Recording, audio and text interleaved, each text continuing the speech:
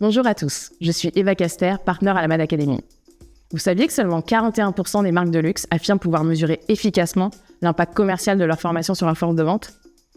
Aujourd'hui, je vais vous parler d'un sujet trop souvent négligé, mais ô combien crucial dans le contexte actuel pour l'industrie. La mesure de l'impact de la formation des équipes retail. Dans un secteur où excellence rime avec performance, il est essentiel de s'assurer que les programmes de formation ne sont pas seulement bien conçus, mais surtout qu'ils produisent des résultats tangibles. Il est fréquent qu'on se méprenne totalement sur la manière de mesurer l'impact de la formation. Si les ventes ont augmenté, on va se dire « génial, la formation a bien marché ». Et au contraire, quand les chiffres n'ont pas augmenté du tout, on se dit « il n'y a pas que la formation qui a joué, c'est sûr ». L'efficacité réelle des formations ne se mesure pas uniquement grâce aux KPIs retail.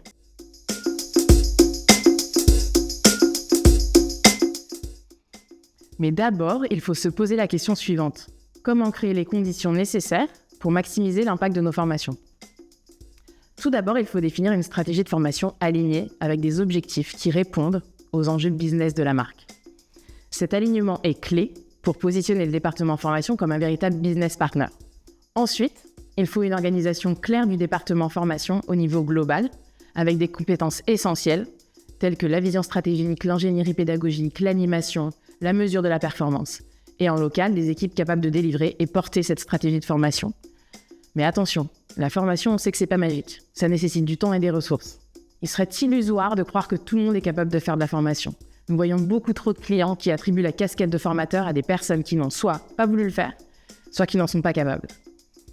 Et enfin, ça peut vous paraître évident, mais avoir un catalogue de contenus clairs avec des contenus qui portent l'ADN, la stratégie de la marque et des formats adaptés au staff retail, c'est pas forcément une évidence pour tout le monde.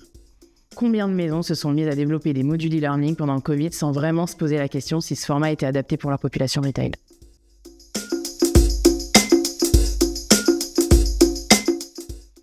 Une fois les conditions nécessaires réunies, maintenant comment mesurer concrètement l'impact de cette formation ?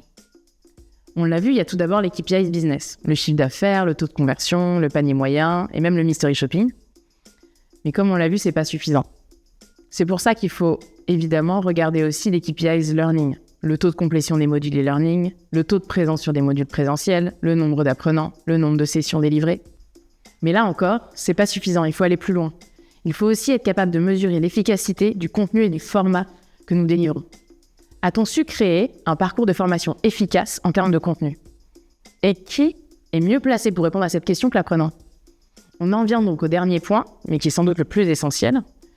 Aujourd'hui, on ne se pose plus la question d'interroger la voix du client dans la mesure de la performance retail. Être client-centric, c'est devenu la norme. Mais qu'en est-il pour la formation ?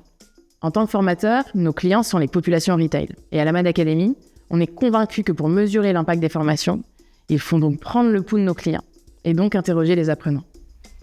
En effet, on voit beaucoup trop de maisons développer des contenus sans vraiment se poser la question du besoin chez leurs apprenants. Et ensuite, au-delà du besoin, il faut mesurer si les apprenants se sentent changés, s'ils ont bien assimilé le contenu. On pourra par exemple utiliser les mêmes questionnaires d'auto-évaluation avant et après la formation pour mesurer la progression de chaque apprenant. On pourra aussi interroger les apprenants sur la qualité de la formation que nous délivrons, systématiquement à chaud et à froid, 3 mois, voire 6 mois après, pour s'assurer que le contenu délivré correspond bien aux attentes des apprenants, savoir ce que les apprenants ont retenu et ce qui a été le moins efficace. Pour faire cela, il faut être vraiment dans un mindset de « j'ai envie de savoir si ce que je fais est pertinent » et donc se remettre en question.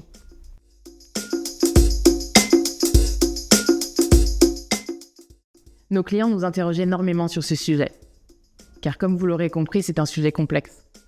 À la Mad Academy, nous les aidons à identifier les bons éléments à intégrer dans la mesure de cet impact et faisons en sorte que les départements formation deviennent de vrais leviers pour la performance commerciale et l'excellence opérationnelle.